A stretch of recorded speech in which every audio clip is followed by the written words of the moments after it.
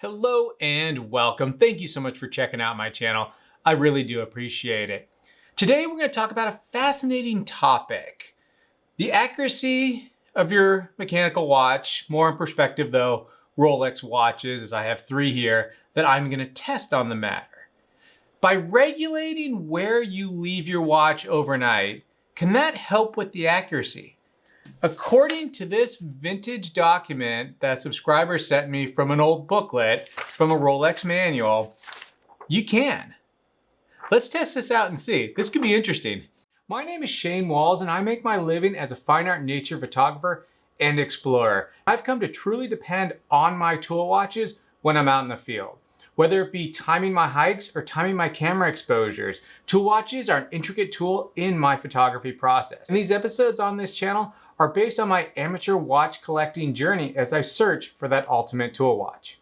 Now, a huge shout out to the subscriber who sent me this, RJ Murphy. Thank you so much for sending this to me. Now, this document, we don't know exactly where it came from, which manual, which Rolex it came from.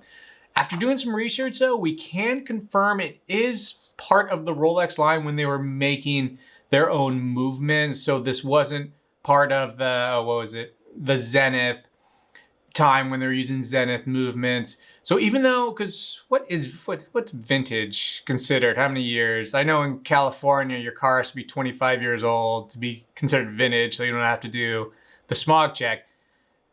But thinking of it that way, these were Rolex movements, in-house movements. So the DNA, even though these are gonna be a lot newer movements, I understand that. The DNA of that movement is there. The idea of how Rolex manufactures movements should be similar. It should correlate with the newer Rolex movements. So now, first off, before we jump into this, and I just love reading this, the first little line, it talks about cleaning your watch. I'll put this up on the screen here in a little bit when we really jump into this. But I love how it says, remember, there are 86,400 seconds in 24 hours. So that just really goes to show how precise mechanical movements are, the higher end. Well, I guess pretty much all mechanical movements in a watch. But to think even more into that the Rolex are +2, -2 rated, that is incredible. After 86,400 seconds in 24 hours, it'll hit that pretty much darn on each time. That is pretty amazing. So first off though, before we jump into that, to get your Rolex the most accurate, there's a lot about setting the watch. Now, before we jump into regulating the watch and my test results after testing these 3 Rolex watches with how this booklet says to, first off, you gotta start to get the most accuracy out of your Rolex watch. Setting it is a huge starting point. A lot of people set their Rolexes wrong. So we're gonna do it here on my Submariner Date. How to set your Rolex. The big thing is you can't just slowly wind it right up to the exact time. You have to go past the exact time. So when you pull out the crown and make sure it's at high noon, as close as you can get to it, make sure you wind it past the time by 10 or 15 minutes, then bring it back. What this does, and this was told to me by 2 separate Rolex ADs and their watchmakers in-house, is you want all the gears and everything in there to, what was the term he used?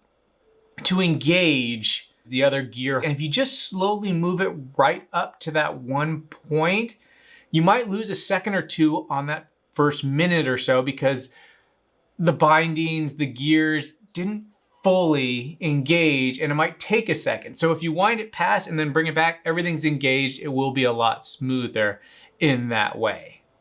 Make sure the needle is pointing as close to where you want it to on that exact minute. You don't want to be half over, half under kind of thing. Okay, now that the watch is set correctly, let's jump into, I shouldn't call it vintage, from this older Rolex booklet. So now, I've heard this a few times from viewers saying, oh, it depends on how you set your watch. I never took too much stock into it because my Rolexes have been very, very, very accurate, well within the borderline or their parameters of +2, -2. it seems whenever I'm traveling with my watches, I never take them off. And with that power reserve always topped off, they stay pretty darn accurate. But when I read this, it gave me pause because my watches are always a little bit fast.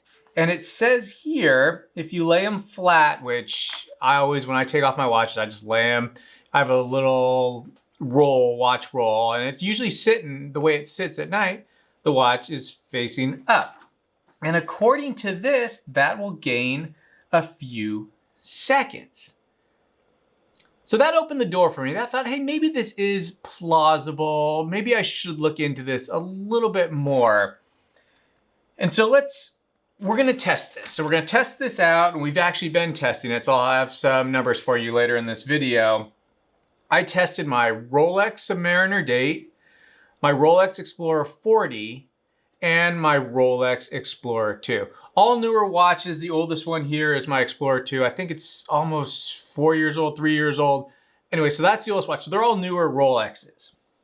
And as you can see here, as it says, to gain a few seconds, lay the watch flat with the dial uppermost. So lay the watch flat up.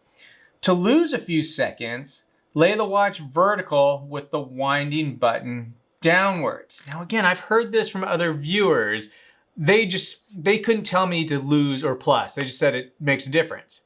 So according to this, it does, but it tells you exactly what you need to do. And this will be very helpful, and you'll see later it is very helpful with keeping your watch, or at least your Rolex watch, extremely accurate. And even if you want to lose more seconds, lay the watch vertically with the winding button upmost, so the crown facing up. All very interesting. Now it's pretty precise, and we're going back to, again, over 86,000 seconds in a day that a mechanical watch with no battery, no computer in it, is that accurate to tell time that accurate. Now, back to when I'm out in the field, my watches are usually about a half second or a second fast. That's without me taking them off. It is, however, a different story when I am home like this and I wear them for maybe 12, 13 hours a day. They move to about a second or two fast just when they're sitting. But I think I've had them sitting wrong. So as a proof of concept, over the last 72 hours, we have tested all these different arrangements and how you leave your watch overnight. We'll follow this video up with more of a long term, but in the short 72 hours, here are the results, the very surprising results I did get with these watches. Okay, got my notes here. Now, so this didn't take 2 weeks to do with just me wearing it. I enlisted some people from the crew here. And to get a baseline, what we decided to do is we've been at the studio at our gallery now for the last couple of days. We were gonna have 12 hours on, 12 hours off the wrist. Pretty much doing the same thing. We were printing, hanging artwork, all that kind of stuff. So we're powering the power reserve in similar ways. Now I brought in the element of on-wrist movement for charging the watches instead of fully winding them, because this is more of a real world test. And if you're like me, I don't wind my watch unless it's completely dead. And there are fluctuations in mechanical watches of how they create and store power. After the first 24 hours, 12 hours on the wrist, 12 hours off, the Rolex Explorer II polar dial, this one here that I'm wearing, which I was wearing, was exactly a second fast. And this was after leaving it just sitting straight up, dial towards the sky. The Submariner, same thing, sitting face up, was a 2.2 fast over 24 hours with those parameters. The Rolex Explorer 40, this one, was 0.8 seconds fast.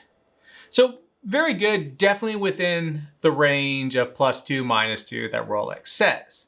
Now, according to Rolex's booklet, facing up will gain you a few seconds.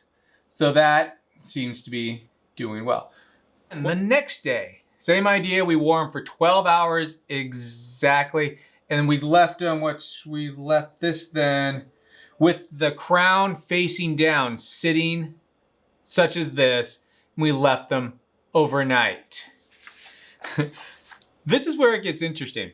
The Rolex Explorer II, after doing this, day accurate, we were on the fence. It was almost 0.1 of a second slow. The Rolex Submariner Date went down to a half second slow. That's a pretty big jump. The Rolex Explorer 40, same idea. It went to minus a 0.5, half a second, with the crown facing downwards. That right then, after the second day, after 48 hours, this paper had some legitimacy. And now this is really fun. This is where I get excited. Each mechanical movement is different. And the craftsmanship and what went into this, that you can regulate your watch now, it's pretty fun, actually. So after a couple days, if your watch is running, 5 or 6 seconds fast, just look at the book. And that's how, and even more so, I'm sorry, I'm getting ahead of myself. I was just so excited, I was giddy. Shows you what kind of nerd I am with this stuff. It's all about being precise with my photography and this watch stuff. It's so fun. And again, no computer, it's just a mechanical crafted device that can do this. It blows my mind a little bit. Okay, so now we're back to, if you need to lose more time, have you switch the crown the other way and leave it vertical. Like the book said. So now, 12 hours on the wrist, working around the gallery. The Rolex Explorer II, in this configuration, it was then 1.8 seconds slow after 24 hours. So the thing's dead on. It's pretty fun. Same with the Submariner. The Submariner, this is its position. We tried this. It was also about a second slow in this. It was 1.1 was the exact over 24 hours. Same with the Rolex Explorer 40. This really does lose time. The Rolex Explorer 40 was the closest throughout this whole test, but doing this, it jumped down to 1.2 seconds slow over 24 hours. So this is a great way to, really depends on how you wear your watch. I notice the less you wear your watch, the less accurate it is. I find that these, especially all these Rolex watches I'm using here, if I only wear it for 2 or 3 hours a day, 4 hours a day, and then put it away, that's when it runs up against that +2, -2 threshold that Rolex gives you. It is always about 2 seconds off a day because the power reserve isn't getting enough power. It's not pushing all that power through to keep it accurate. I'll play with it to see if this does help, but I'm a little giddy now that I know, okay, my watches just from me wearing them are always about a second or so fast a day. I can now counteract that, keep them completely accurate, almost day accurate, just by how I leave them sitting at night. I'm a nerd. This is really exciting. I had a great time doing this video. This was a fun video to do. So leave your comments down below. I know I'm gonna get a lot of I told you so's on this one. That's fine. Sometimes I need to hear it a few times. My girlfriend will tell you that. Sometimes I need to hear it a few times before I actually do it. So this was a lot of fun. We'll do, this was just short-term, 72 hours. I wanna do a deeper dive into this where we'll do it over a month or so. And I wanna see if I can regulate just by knowing and looking at the watch, knowing, oh, this is 5 seconds after, it's 5 seconds fast after a week or so or whatever it is. If I can then bring that back without resetting the time. That could be kind of fun. We'll test that out soon. Thank you so much for watching. I really do appreciate it. You like what you saw, hit subscribe, give us a like. We got some more travel stuff coming up. We got, hopefully, I've been promising you a new watch. It's now between 2 or 3 different watches that I've been looking at. One I was gonna get kind of fell through, that's still on the table, but now a new watch was just released that I might have a way to get it. So I'm kind of excited. I'm working all those angles. Big changes coming like always. Thank you so much again for watching. Cheers.